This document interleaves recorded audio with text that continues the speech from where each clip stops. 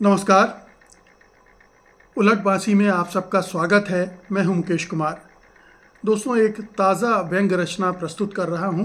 उम्मीद है कि आपको पसंद आएगी। व्यंग्य रचना का शीर्षक है राहुल की कड़ाही में मोदी की जलेबियां। वाह, क्या सीन है। कांग्रेसी आत्मविश्वास से भरे हुए थे। कांग्रेसी हमेशा ही आत्मविश्वास से भरे रहते हैं। राज्य पर राज्य हारते जाते हैं, मगर उनका आत्मविश्वास कभी कम नहीं होता। वे पूरे आत्मविश्वास के साथ मुंह खोलकर छींके के नीचे खड़े रहते हैं कि सत्ता की जलेबी गिरेगी तो उनके मुंह में ही गिरेगी। इससे इधर उधर तो कहीं गिर ही नहीं सकती। कांग्रेस इस बार आत्मविश्वास के और भी आगे की अवस्था में थी। उसे लग रहा था कि सत्ता की जलेबी मुंह में आ चुकी है। उसका स्वाद कांग्रेसियों के मुंह में तैरने भी लगा था। ये भी कांग्रेसियों का एक चरित्र है। जलेबी मुंह में पहुंचे इसके पहले ही उन्हें स्वाद मिलने लगता है। आप इसे ख्याली जलेबियां खाना भी कह सकते हैं। आप नीचे आइए बेटा, प्लीज बेटा, आप नीचे आइए। मैं आपकी बात सुनूंगा, बैठिए बेटा। कांग्रेसियों के आत्मविश्वास का गुब्बारा यूं ही फूला था। कांग्रेसियों के आत्मविश्वास का गुब्बारा यूं ही नहीं फूला था।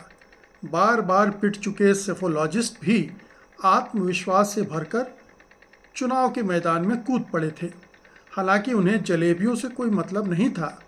वे तो बगैर ये सोचे कि शादी किसकी है, बारात में नाचने वालों पर न्यौछावर हो रहे सिक्कों को लूटने पहुंच जाते हैं। उन्होंने चुनाव की कड़ाही में जनमत सर्वेक्षण के ऐसे आंकड़े पकाए कि गोदी मीडिया और यूट्यूबर्स का आत्मविश्वास और बढ़ गया। अब क्या था? इन सबका बढ़ा हुआ आत्मविश्वास देखकर कांग्रेस का आत्मविश्वास और बढ़ गया और वो चरम अवस्था पर पहुंच गया।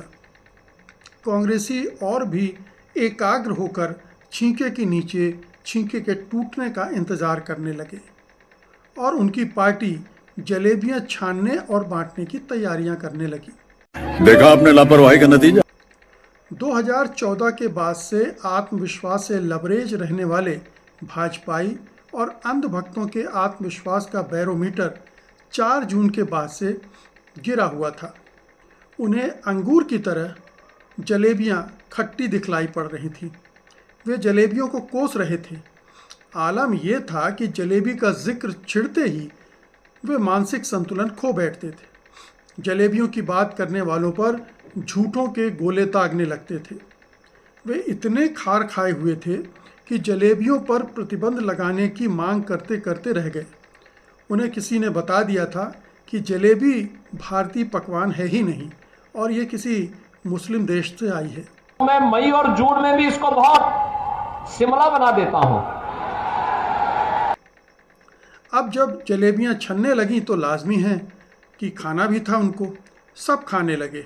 केवल बीजेपी और उसके घनघोर समर्थक ट्रोल सेना को छोड़कर, जिन्हें कांग्रेसियों की जलेबियां कतई पसंद नहीं आ रही थीं। आती भी कैसे? उन्हें तो कांग्रेस की तिरंगी जलेबियों से एलर्जी है। वे भगवा जलेबियां खाने खिलाने के कारोबारी हैं। अपने धंधे पर चोट कैसे बर्दाश्त कर सकते थे?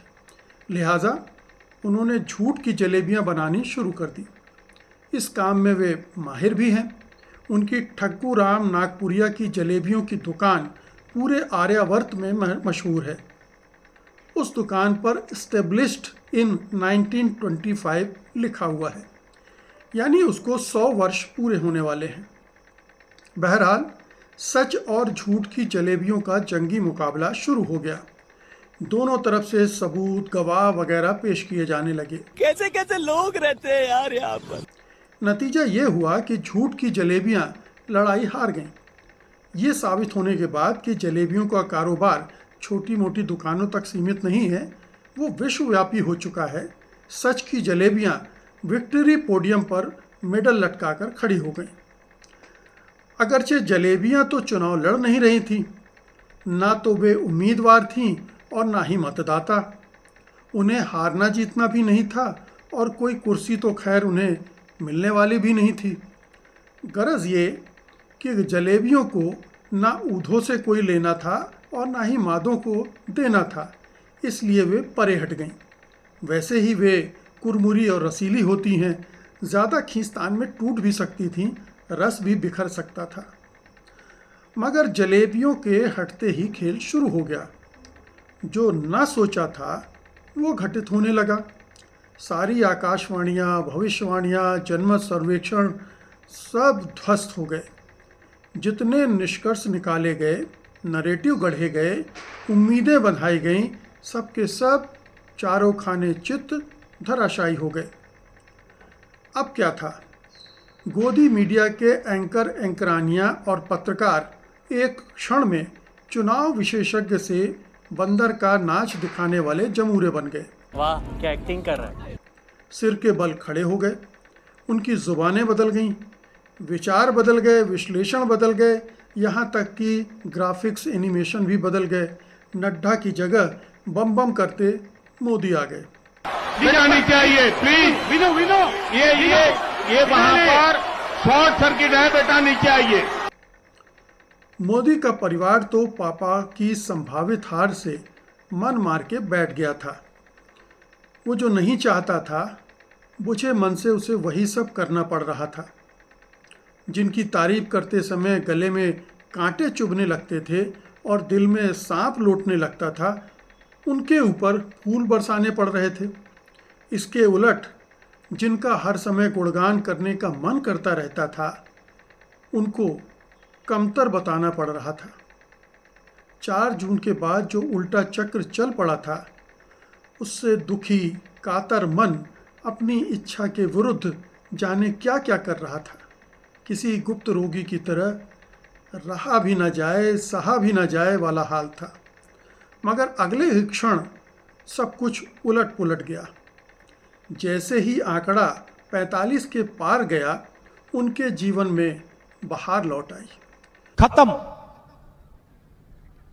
Bye bye, Tata. उनके लिए तो जैसे ब्रेकअप के बाद नई गर्लफ्रेंड मिल गई हो। दुखी चेहरे खिल उठे। उनकी सरकार बनने लगी तो चहकने लगे। आवाज़ में खनक, पैरों में झनक और चेहरे पर चमक आ गई। मुखमंडल जलेबियों की तरह भगवे हो गए। अंजना, अर्नब, नाविका, चित्रा, सबकी बॉडी लैंग्वेज बदल गई। वे अपनी पुरानी भाव भंगिमाओं के साथ मंच पर करतब दिखाने लगे। बीजेपी प्रवक्ताओं को माखन लगाने लगे, कांग्रेसियों का मजाक उड़ाने लगे। अब पलटना सुरक्षित ही नहीं, वांछित भी था। अब संतुलन और निष्पक्षता की बाध्यता खत्म हो चुकी थी, इसलिए पलटने में उन्होंने एक पल भी नहीं लगाया। वे पलटे और ऐसा पलटे कि लोगों को उनको पलटना स्वाभाविक लगा, नेचुरल लगा। इसके पहले तक उनकी निष्पक्षता बनावटी लग रही थी, आर्टिफिशियल लग रही थी। इसलिए मुखौटे उतार दिए गए और पूरा ध्यान रखा गया कि फोकस हरियाणा की जीत पर ही रहे। जोर जोर से बोल के लोगों को स्कीमें बता दे। जम्मू कश्मीर की हार पर चर्चा बिल्कुल भी ना हो। भूले से इसका भी जिक्र ना होने पाए कि हरियाणा के 11 में से 9 मंत्री हार गए हैं और ईवीएम के जरिए क्या खेला किया गया है। लब्बो लुआब ये कि वे अपनी औकात और अपने फ्लो में लौट आए। उनके शब्द, मुहावरे, तंज, गालियाँ जीवित हो उठे और मुखार बिंद से बेरोक टोक थूक के साथ झड़ने लगे। माहौल ऐसा पलटा कि अब जिन्हें जलेबियों से घनघोर नफरत थी, उन्होंने जलेबियां छाननी, बांटनी शुरू कर दी। इस बार उनकी जलेबियों में भगवा रंग और गाढ़ा हो गया। वे बटेंगे तो कटेंगे के मूड में आ गए। उन्होंने मोदी की आरती उतारी, योगी के गुण गाए। ऐसे में उन्हें संघ और भागवत भी याद आ गए, इसलिए भगवा ध्वज फहराया और नमस्ते सदा वत्सले गाया। अब चैनलों और चैनलों के बाहर भी संघियों और नारंगियों में जलेबियों का भंडारा चल रहा है। उनका आत्मविश्वास अब कांग्रेसियों से भी आगे निकल चुका है। उन्हें भरोसा है कि महाराष्ट्र और झारखंड में भी जमकर जलेबियां छनेंगी और इस बार भी राहुल नहीं मोदी जी जलेबियां छानेंगे और कांग्रेसी नहीं भाजपाई खाएंगे। लेकिन कांग्रेसियों के आत्मविश्वास को आप कम मत आंकिएगा।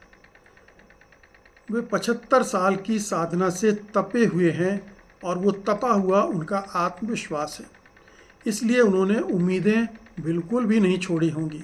वे अभी भी बिना भाग दौड़ किए छींके के नीचे स्थिर भाव से खड़े रहेंगे, इस उम्मीद में कि इस बार तो जलेबियां उनके मुंह में गिरेंगी ही गिरेंगी। बहुत बहुत धन्यवाद आपका। अगर ये व्यंग आपको पसंद आया हो तो कमेंट बॉक्स में अपनी टिप्पणियों के साथ लिखना कतई न भूलें। नमस्कार।